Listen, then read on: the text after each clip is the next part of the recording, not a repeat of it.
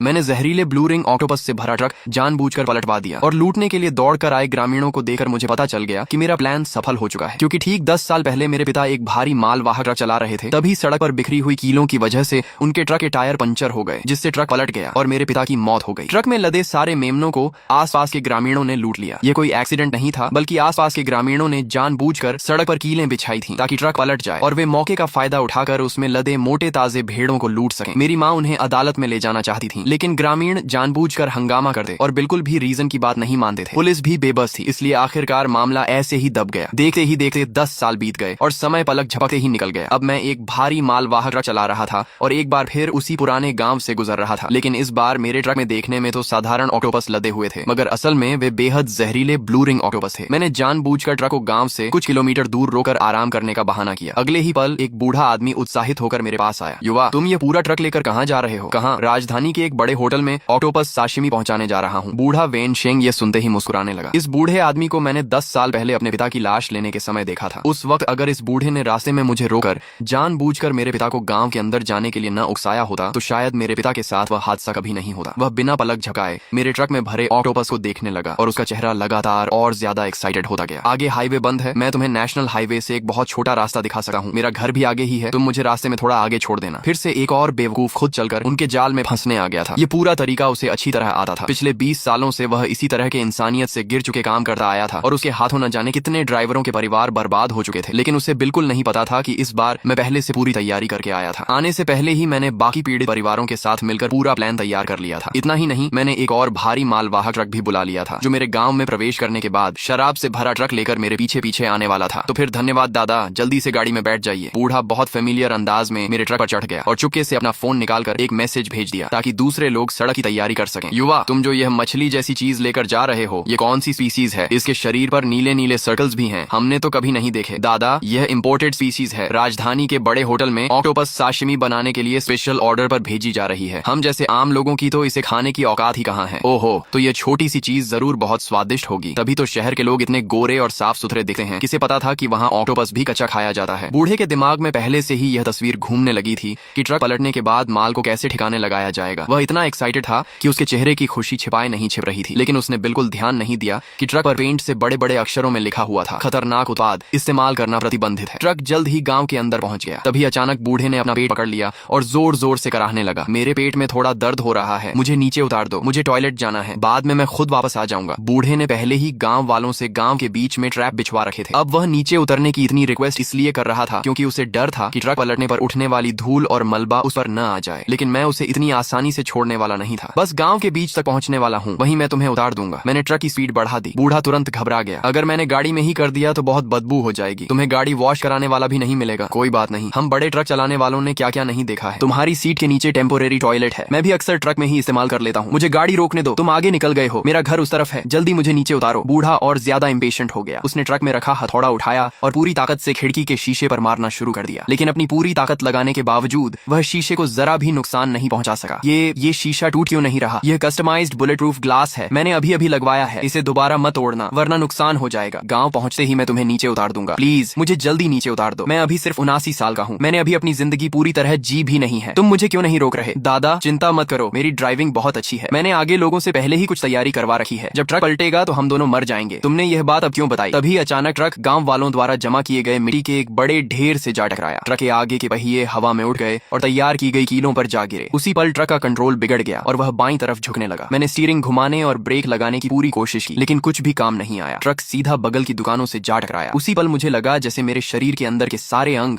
अपनी जगह से हिल गए हों। अच्छा हुआ कि मैंने पहले से इम्पैक्ट रेजिस्टेंट प्रोटेक्टिव वेस्ट पहन रखी थी, वरना इतनी जोरदार टक्कर में मैं उसी वक्त गंभीर रूप से घायल हो जाता। मैंने पीछे मुड़कर देखा तो जो बूढ़ा आदमी पहले पैसेंजर सीट पर बैठा था, वह जोरदार झटके की वजह से सीधे सामने के विंडशील्ड से जा टकराया था और उसके शरीर पर कई चोटों के निशान थे। जल्दी 120 पर कॉल करो। बूढ़े के हाथ में उसका अपना फोन था, लेकिन वह पुलिस को कॉल करने की हिम्मत नहीं कर रहा था क्योंकि उसे फोन में मौजूद अपने साथियों को भेजे गए मैसेजेस और बाकी एविडेंस को डिलीट करना था। लेकिन कंकर्शन की वजह से उसका सिर चकरा रहा था और उसकी आंखों के सामने सब धुंधला दिखाई दे रहा था, इसलिए उसे फोन का डिलीट बटन भी साफ दिखाई नहीं दे रहा था। तुम ठीक हो? क्या मैं तुम्हें हॉस्पिटल ले चलूं? मैंने इसी मौके का फायदा उठाकर आगे बढ़कर उसके हाथ से फोन गिरा दिया। इतना इंपॉर्टेंट एविडेंस है, मैं तुम्हें इसे डिलीट करने कैसे दे सकता हूँ? तभी अचानक मेरे कानों में तेज तेज कदमों की आवाजें आने लगी। गांव का हर आदमी एक एक बैम्बू बास्केट लेकर दौड़ता हुआ आया और जमीन पर रेंग रहे ऑक्टोपस को पागलों की तरह लूटने लगा। ये देखकर मैंने तुरंत जोर से चिल्लाकर कहा, जल्दी हमें बचाओ, हमारी मदद करो और पुलिस को कॉल करो, वरना ये बूढ़ा। तभी एक बूढ़ी औरत ने अचानक मेरी बात काट दी। हम तुम्हारे लिए पुलिस को कॉल क्यों करें? मेरे बूढ़े ने कहा है कि ये ऑक्टोपस तो बड़े अमीर लोग खाते हैं, बहुत फ्रेश और स्वादिष्ट होंगे। इस बार तो मैं इन्हें घर ले जाकर अच्छी तरह चखूंगी। आंटी, आप लोग जल्दी से पुलिस को कॉल करो, हमें बचाओ। अरे बेटा, हम बूढ़ी औरतों को फोन चलाना कहाँ आता है, तुम खुद बाहर निकलकर रेंगते हुए आ जाओ। बहुत बढ़िया, अब हमें भी एक बार अमीर लोगों की चीज खाने को मिलेगी। इस बार तो हमारी किस्मत खुल गई। इन्हें शहर के लोगों को बेचेंगे और फिर हर घर में नया आलीशान मकान बना पाएंगे। इन लोगों को हम जैसे बाहर से आए लोगों की जान की बिल्कुल भी परवाह नहीं थी, लेकिन उन्हें यह नहीं पता था कि ट्रक के नीचे सिर्फ मैं ही नहीं बल्कि उसकी पत्नी भी दबी हुई थी। कुछ ही देर में ज्यादा से ज्यादा ग्रामीण वहाँ जमा होने लगे। हर किसी के हाथ में एक एक बोरी थी। कुछ ही पलों में उन्होंने पूरे ट्रक में भरे सारे ऑक्टोपस लूट ली। तुम लोग इन्हें बिल्कुल मत लेना, ये ऑक्टोपस बेहद जहरीले हैं। अगर इन्हें सही तरीके से प्रोसेस नहीं किया गया तो किसी की जान जा सकती है। ये हमारा हक है। मैंने सन दादा से सब सुन लिया है कि ये चीज कितनी अच्छी है। मैंने अभी तक असली ऑक्टोपस भी नहीं खाया है। तुम लोग इन्हें बिल्कुल मत खाना। ये कोई साधारण ऑक्टोपस नहीं है। इन्हें ठीक से प्रोसेस नहीं किया तो बहुत बड़ी प्रॉब्लम हो सकती है। मेरी बात खत्म होते ही गांव के एंट्रेंस पर अचानक एक और भारी मालवाहक ट्रक आ गया। वह भी गांव के एंट्रेंस पर बिछी लोहे की कीलों के ऊपर चढ़ गया और पलट गया, जिससे पूरी सड़क पर सफेद शराब की बोतलें बिखर गईं। यह देखते ही ग्रामीणों ने तुरंत अपनी टोकरियां उठाई और फिर से उन पर टूट पड़े। मैंने मन ही मन कहा, आखिरकार यह भी आ गया, अब तो खूब पैसा बनेगा। शराब भी है और खाने का सामान भी, इस बार कुछ भी नहीं छूटेगा। मैं जल्दी से ट्रक से बाहर निकला और लोगों के सामने पहुंचकर घबराते हुए चिल्लाया, इसे मत खाना, ये ब्लू रिंग ऑक्टोपस हैं और इनमें बहुत जहरीला टॉक्सिन होता है। जल्दी इन्हें मुझे वापस करो। मुझे लगता है तुम बस इसलिए रोक रहे हो क्योंकि अगर हमने इन्हें खा लिया तो तुम्हें अपने माल का हिसाब देना पड़ेगा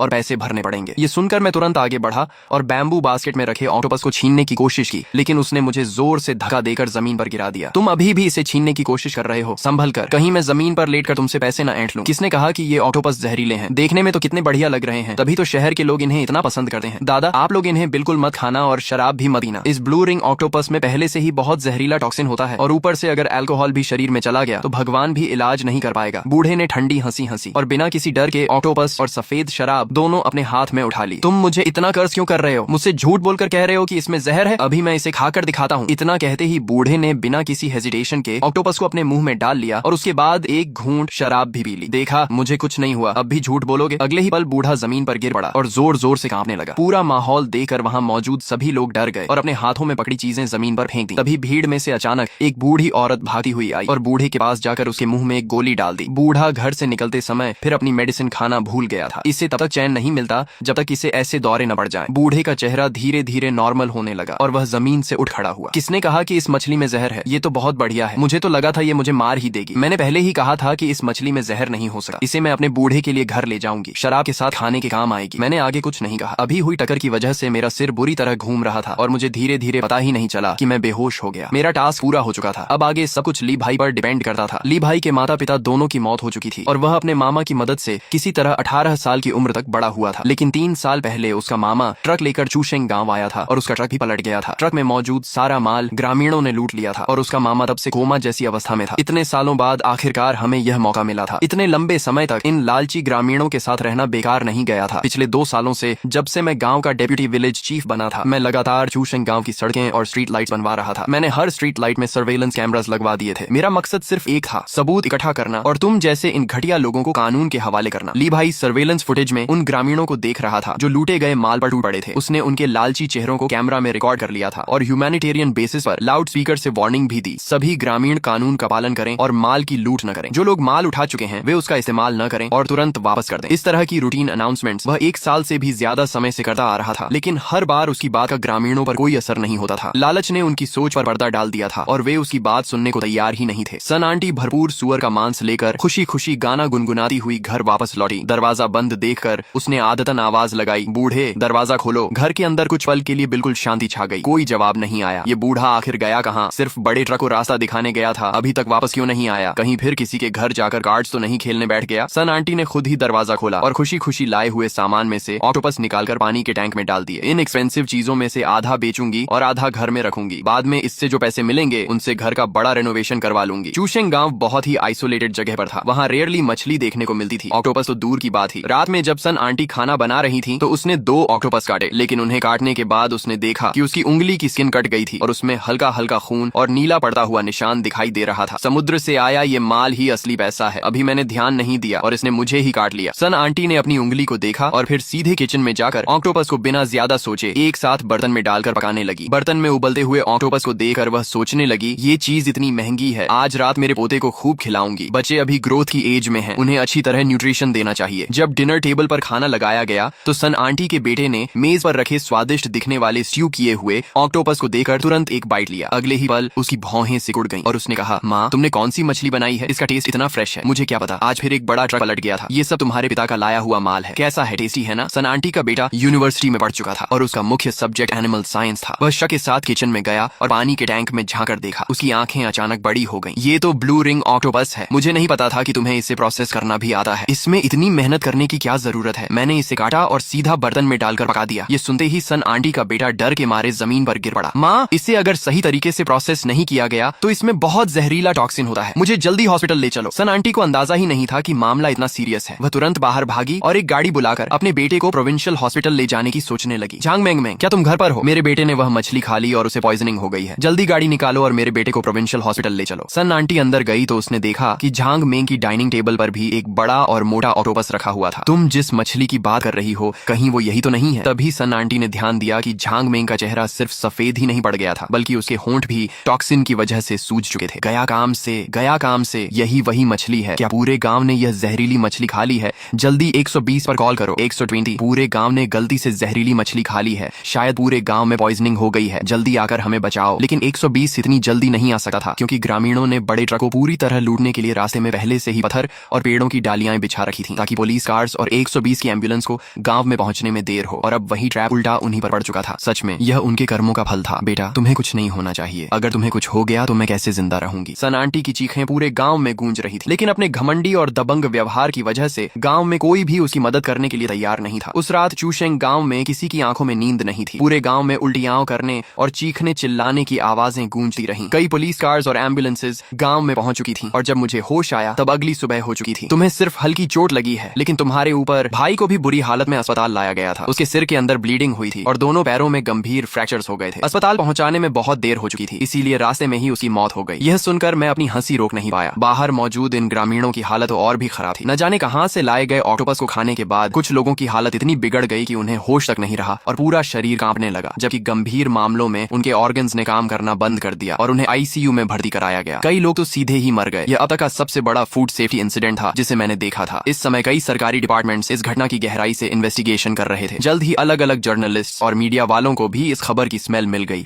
और वे एक साथ चूशेंग गांव पहुंच गए। उन्होंने अपने कैमरास और माइक्रोफोन्स गांव के सभी ऑफिशियल्स की तरफ कर दिए। अब जल्दी से किसी को भेजकर उस बड़े ट्रक के पलटने के सबूत मिटवाने होंगे। साथ ही इन जर्नलिस्ट को भी संभालने के लिए किसी को ढूंढना होगा। आखिर करें तो करें क्या? गांव का मुखिया अपना दिमाग लगाता रहा, लेकिन उसे कोई सोल्यूशन नहीं सूझा। तभी अचानक गांव के अंदर भयंकर आग की लपटें उठने लगी। पता नहीं किसने इतनी बड़ी आग लगा दी थी। ग्रामीण पहले से ही कमजोर हालत में थे और ऊपर से इस आग ने स्थिति और खराब कर दी, जिससे बहुत से लोग घायल हो गए। हे भगवान, हे धरती माता, आखिर कौन सी फरिश्ता जैसी बहन ने मेरी तरफ से यह बदला लिया है? ऑक्टोपस और शराब को एक साथ जलाने का आइडिया तो सेटन भी नहीं सोच सकता था। ये सोचकर मैं अपनी हंसी रोक नहीं पाया। तभी अचानक वार्ड का दरवाजा खुला और एक पुलिस ऑफिसर मेरे सामने आ गया। नमस्ते, हमें आपसे रूटीन स्टेटमेंट लेनी है। आप लोग पूछिए, मैं पूरी तरह कोऑपरेट करूंगा। हमारी इन्वेस्टिगेशन में सामने आया है कि आपको ओरिजिनली ये रूट लेना ही नहीं था। फिर घटना के समय आपने अचानक रूट क्यों बदल दिया? क्या आपने जानबूझकर ऐसा किया था? यह सब पैसेंजर सीट पर बैठे उस दादा की वजह से हुआ। उसने कहा था कि हाईवे बंद है और इस रास्ते से जल्दी पहुंच जाऊंगा। उसने मुझसे यह भी कहा था कि रास्ते में उसे उसके घर तक छोड़ दूं। वैसे क्या आपको मेरा फोन मिला? मुझे अपनी डेली लाइफ रिकॉर्ड करने की आदत है, इसलिए दादा के ट्रक में बैठते ही मैंने अपने फोन का रिकॉर्डिंग फंक्शन ऑन कर दिया था। घटना के दौरान जो कुछ हुआ सब उसमें रिकॉर्ड हुआ होगा। आपका फोन हमें मिल गया है। उसका बाहरी कवर थोड़ा डैमेज हुआ है और उसमें कुछ पानी भी चला गया था। हमारी टेक्निकल टीम उसके अंदर का डेटा रिकवर करने की कोशिश कर रही है। अच्छा है, लेकिन कहीं ऐसा ना हो कि आप लोग मुझे गलत समझें और दादा को छोड़ दें। हम पूरी इन्वेस्टिगेशन करेंगे और किसी भी सस्पेक्ट को नहीं छोड़ेंगे। क्या आपको उस दादा का फोन मिला? तभी मुझे याद आया कि वह बूढ़ा आदमी ट्रक में बैठने के बाद से लगातार अपने फोन के साथ कुछ न कुछ कर रहा था, जैसे किसी को इन्फॉर्मेशन दे रहा हो। यही इस केस की सबसे इंपॉर्टेंट कड़ी थी। हमारे लोगों ने अभी फोन किया है। उन्होंने बताया कि दादा के फोन में कुछ ऐसे मैसेजेस मिले हैं जिन्हें वह घटना के बाद डिलीट नहीं करवाया था। उन मैसेजेस में उसने किसी दूसरे व्यक्ति को तुम्हारा व्हीकल नंबर बताया था और यह भी बताया था कि तुम्हारा ट्रक इस समय चूशेंग गांव से गुजरेगा। उसने उन्हें उस रूट पर कीलें बिछाने और रास्ते में ट्रैप तैयार करने के लिए कहा था। इसलिए ये कोई एक्सीडेंट नहीं था, बल्कि जानबूझकर कराया गया रोड एक्सीडेंट था। हमारी टेक्निकल टीम अभी दादा के फोन का पूरा डेटा रिकवर कर रही है। हमें उम्मीद है कि आगे और भी एविडेंस मिलेगा। अगले ही पल ऑफिसर का फोन बज उठा। टेक्निकल रिकवरी के बाद हमें पता चला है कि यह दादा का पहला क्राइम नहीं था। वह अकेले काम नहीं करता था, बल्कि एक पूरे गैंग का हिस्सा था और कई बार ऐसी घटनाओं को अंजाम दे चुका था। उनके कारण मरने वाले बड़े ट्रक ड्राइवर्स की संख्या गिनना भी मुश्किल है और इस पूरे क्राइम में शामिल शामिल सस्पेक्ट्स की संख्या भी बहुत ज्यादा है। मुझे बिल्कुल अंदाजा नहीं था कि यह इतने लंबे समय से चल रहा एक ऑर्गेनाइज्ड क्राइम था। मुझे लगा कि उनके पास अब बहुत सारे एविडेंस होंगे, इसलिए मैंने जानबूझकर डरने का नाटक करते हुए पूछा, तो क्या दादा की मौत की जिम्मेदारी मुझे उठानी पड़ेगी? अगर यह साबित हो जाता है कि दादा ही इस एक्सीडेंट की साजिश का मेन कल्प्रिट था, तो तुम निर्दोष हो, बल्कि तुम उसके खिलाफ इंटेंशनल मर्डर की कोशिश का केस भी कर सकते हो। लेकिन अभी बहुत सारे ग्रामीणों ने ऑक्टोपस खाकर पॉइजनिंग का सामना किया है। एक ट्रांसपोर्टर होने के नाते तुम्हारी तरफ से प्रॉपर सुपरविजन न करने की भी कुछ रिस्पॉन्सिबिलिटी बनती है। इस हिस्से की रिस्पॉन्सिबिलिटी अभी धीरे धीरे तय करनी होगी। कॉम्पेंसेशन की अमाउंट काफी बड़ी हो सकती है। मैंने उन्हें कई बार कहा था कि इन्हें मत उठाओ, लेकिन वे जबरदस्ती इन्हें घर ले जाकर खाने लगे। अब इसे मेरी बैड लक ही समझिए। गरीब और पिछड़े इलाके में बुरे लोग पैदा होते हैं वाली बात शायद सच ही है। तुम बेहोश थे, फिर भी तुम्हें याद है कि तुमने उन्हें रोकने की कोशिश की थी। बेहोश होने से पहले मैंने उन्हें एक से ज्यादा बार बताया था कि इसे बिल्कुल मत खाना, क्योंकि अगर ऑक्टोपस को सही तरीके से प्रोसेस नहीं किया गया तो इसमें डेडली पॉइजन होता है। लेकिन उन्होंने मेरी बात नहीं मानी। मुझे याद है कि घटना वाली जगह पर सर्वेलेंस कैमरास भी लगे हुए थे, शायद उससे यह साबित हो सकता है। हमने कल रात की सर्वेलेंस फुटेज निकाल ली है, लेकिन कैमरास में ऑडियो रिकॉर्डिंग नहीं है। उसमें सिर्फ इतना दिखाई देता है कि ग्रामीण शराब पी रहे थे और तुम्हारा फोन फेंकर तुम्हें पुलिस को कॉल करने से रोक रहे थे। पुलिस ऑफिसर ने मजबूरी में साई किया। उन्हें मेरी तरफ से कोई यूजफुल इन्फॉर्मेशन नहीं मिली थी, इसलिए वे फिलहाल वहां से चले गए। लेकिन मुझे आराम करने का मौका भी नहीं मिला था कि मेरे होश में आने की खबर सुनते ही गांव के कुछ बेशर्म ग्रामीण मेरे हॉस्पिटल रूम के बाहर आ पहुंचे और गुस्से में दरवाजा पीटने लगे। तुम लोगों का पैसा और जान दोनों लेने वाले मर्डरर हो। मैं तुम्हें अपने बूढ़े की जान की कीमत चुकवाऊंगी। मेरे बेटे ने तुम्हारे ट्रक की मछली खाई और अब उसके ऑर्गन्स फेल हो रहे हैं। तुम्हें मेरे बेटे को इसका जवाब देना होगा। तुम सोचते हो कि अंदर छिपकर और आवाज न देकर बच जाओगे। मुझे पता है कि तुम अंदर हो। उनकी बातें सुनकर मैं हल्का सा हंसा। तुम लोग जितना चाहो मुझे गालियां दो, असली बड़ा ड्रामा तो अभी बाकी है। जैसे जैसे केस की इन्वेस्टिगेशन आगे बढ़ी, चूशेंग गांव के ग्रामीणों द्वारा जानबूझकर लोगों की हत्या करवाने, एक्सीडेंट्स कराने और सालों से ट्रक्स का माल लूटने की बातें सामने आने लगी। इस गांव और यहाँ के ग्रामीणों में से हर किसी पर अपराधियों का ठप्पा लग गया और आखिरकार उन्हें कानून के अनुसार सजा मिलनी तय हो गई। जैसे जैसे ये खबर फैलती गई, पहले ऐसे ही ट्रक एक्सीडेंट्स का शिकार हुए और भी कई ड्राइवर्स और विक्टिम्स के परिवार सामने आने लगे और इंसाफ की मांग करने लगे। इस गांव के लोगों ने इंसानी जानों को कभी महत्व ही नहीं दिया। उन्होंने अपने छोटे से घर को बड़ा बनाने के लिए जानबूझकर ट्रैप्स लगाए। ये मेरे बेटे का बड़ा ट्रक था जो उनके ट्रैप में फंसकर एक्सीडेंट का शिकार हुआ